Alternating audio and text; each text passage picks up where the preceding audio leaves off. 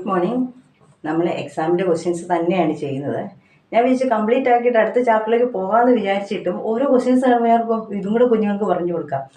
ഞാൻ നേരത്തെ പഠിപ്പിക്കുമ്പോഴും ഇങ്ങനെ തന്നെയാണ്. എനിക്ക് എത്ര ക്വസ്റ്റ്യൻസ് കൊടുത്താലും മതിയാകത്തില്ല. കാരണം അവർ ഏത് ഭാഗത്തുനിന്ന് ക്വസ്റ്റ്യൻ വന്നാലും ഈ ചാപ്റ്ററിൻ്റെ ഏത് ഭാഗത്തു നിന്ന് അവർക്ക് സംശയം ഉണ്ടാകരുത്. അവർ കംപ്ലീറ്റ് ആയിട്ട് ചെയ്തിരിക്കണമെന്ന് എനിക്ക് നിർബന്ധമാണ്. അതുകൊണ്ട് നമുക്ക് ഒരെണ്ണം കൂടെ നോക്കാം.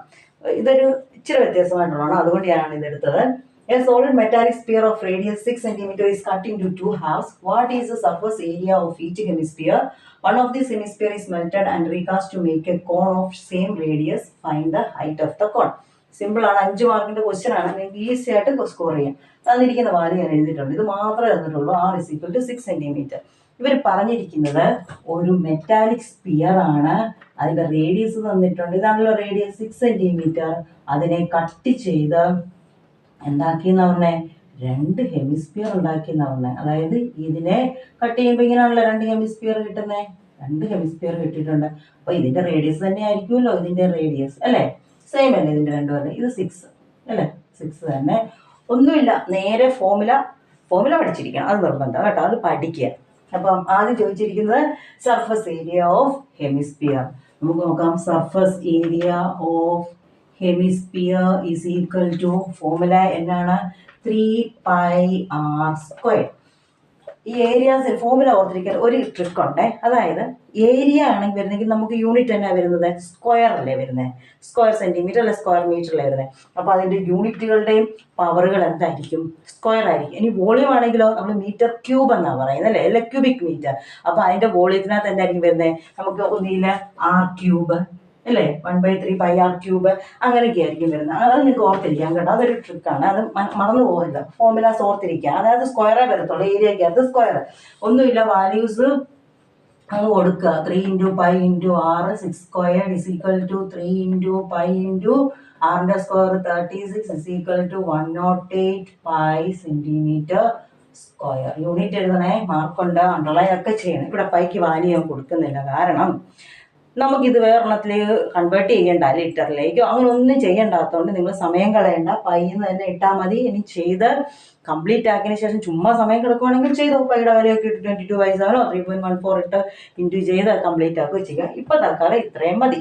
ഓക്കെ, സിമ്പിൾ അല്ലേ? ഇനി നമുക്ക് സെക്കൻഡ് പാർട്ട് നോക്കാം. എന്താ ചോദിച്ചേക്കുന്നത്? ഈ ഒരു കോണ്, അതായത് ഹെമിസ്ഫിയർ ഉരുക്കി മെൽറ്റ് ചെയ്തിട്ട് ഒരു കോൺ ഉണ്ടാക്കി. പ്രത്യേകതയുണ്ട്, ഈ കോണിനും സെയിം റേഡിയസ് തന്നെയാണ്. അതിന്റെ റേഡിയസ് തന്നെ, കോണിന്റെ റേഡിയസ് തന്നെ. എത്ര ഇവിടെ? 6. ഇതും 6. അങ്ങനെയാണെങ്കിൽ ഈ കോണിന്റെ ഹൈറ്റ് എത്രയാണെന്നാണ് ചോദിച്ചേക്കുന്നത്. ഇത് മെൽറ്റ് ചെയ്തിട്ടാണ് ഇത് ഉണ്ടാക്കിയിരിക്കുന്നത്. സെയിം റേഡിയസ് ആണ്, പക്ഷെ ഹൈറ്റ് കണ്ടുപിടിക്കണം. ഇവിടെ നിങ്ങൾ എങ്ങനെ കണ്ടുപിടിക്കും? വേറെ ഒരു വാല്യൂ തന്നിട്ടില്ല. ഒന്ന് നോക്കിയേ, ഈ ഹെമിസ്ഫിയർ മെൽറ്റ് ചെയ്തിട്ടാണ് ഇത് ഉണ്ടാക്കിയത്. അപ്പൊ ഇവരുടെ രണ്ടുപേരുടെ എന്ത് സെയിം ആയിരിക്കും? നിങ്ങൾ പറ, ഇവരുടെ രണ്ടുപേരുടെ എന്ത് സെയിം ആയിരിക്കും? ഇവരുടെ രണ്ടുപേരുടെയും വോളിയം സെയിം ആയിരിക്കും. സെയിം സാധനമല്ലേ? അതായത് ഇത് എത്ര മെറ്റൽ ഉണ്ടോ അത്രയും തന്നെയാണ് ഇതിന്റെ മെറ്റൽ. അപ്പൊ ഇതിന്റെ വോളിയം അത് ഓർക്കുക. ഒരു സാധനത്തിനെ വേറൊന്നിലേക്ക് കൺവേർട്ട് ചെയ്തു അല്ലെങ്കിൽ വേറൊരു രൂപത്തിലേക്ക് ആക്കി എന്ന് പറഞ്ഞാൽ നിങ്ങൾ ഓർത്തിരിക്കേണ്ടത് അതിന്റെ വോളിയം സെയിം ആയിരിക്കും. നമുക്ക് അപ്പൊ ഇവരുടെ രണ്ടുപേരുടെയും വോളിയം സെയിം ആയതുകൊണ്ട് ഞാൻ രണ്ടുപേരുടെയും വോളിയത്തിന്റെ ഫോർമുല തമ്മിൽ ഇക്വേറ്റ് ചെയ്യാൻ പോവാണ്. എന്നാണ് ഹെമിസ്ഫിയറിന്റെ വോളിയത്തിന്റെ ഫോർമുല? 2/3πr³ ആരുടെ വോളിയം? കോണിന്റെ വോളിയം. എന്താണ് ഫോർമുല?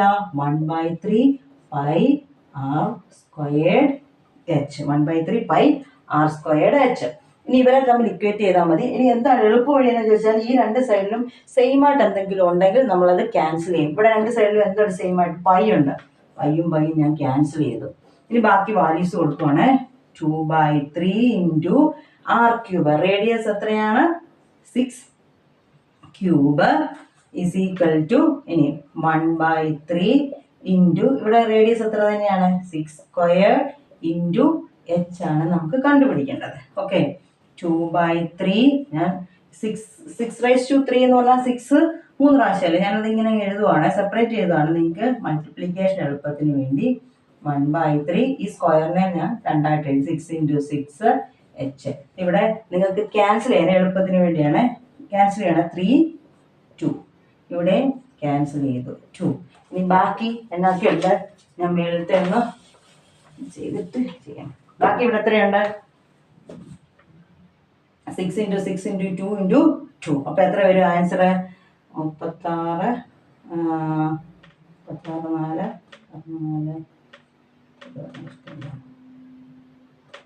144. 144 is equal to എത്ര വരും? 12H. 144 ഇവിടുത്തെ എല്ലാം ബാക്കി ക്യാൻസൽ ചെയ്തതിനു ശേഷം ഇത്രയേ ഉള്ളൂ, 12H. ഞാനതൊന്ന് തിരിച്ചൊന്ന് എഴുതാൻ പോകും എളുപ്പത്തിന് വേണ്ടിയേ, നിങ്ങൾക്ക് മനസ്സിലായി. 12H is equal to 144. ഇങ്ങനെ എഴുതാമല്ലോ. Therefore H ഒറ്റയ്ക്കാക്കുമ്പോൾ എന്നാ ചെയ്യണം? ഈ 12നെ നിങ്ങൾ ഇപ്പുറത്ത് കൊണ്ടുവരണം. അപ്പോൾ 144 ഇവിടെ 12 എന്ത് ചെയ്യുമായിരുന്നു? 12 × H ആണ്. അപ്പോൾ 12 ഇപ്പുറത്ത് വരുമ്പോൾ ഡിവൈഡ് ആകും. അപ്പോൾ എത്ര വരും? 12 സെന്റിമീറ്റർ. അപ്പോൾ H is equal to 12 centimetre. Easy ആയിട്ട് കിട്ടിയില്ല എന്ന് ഓർത്ത് നോക്കിയാൽ 5 മാർക്ക് നിങ്ങളുടെ കയ്യിൽ പെട്ടെന്ന് കിട്ടുവാണ്. സിമ്പിളാണ്, ഇത്രയും ഓർത്താൽ മതി.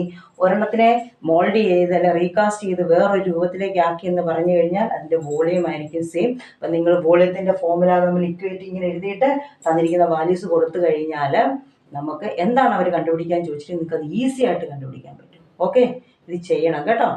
Okay, thank you.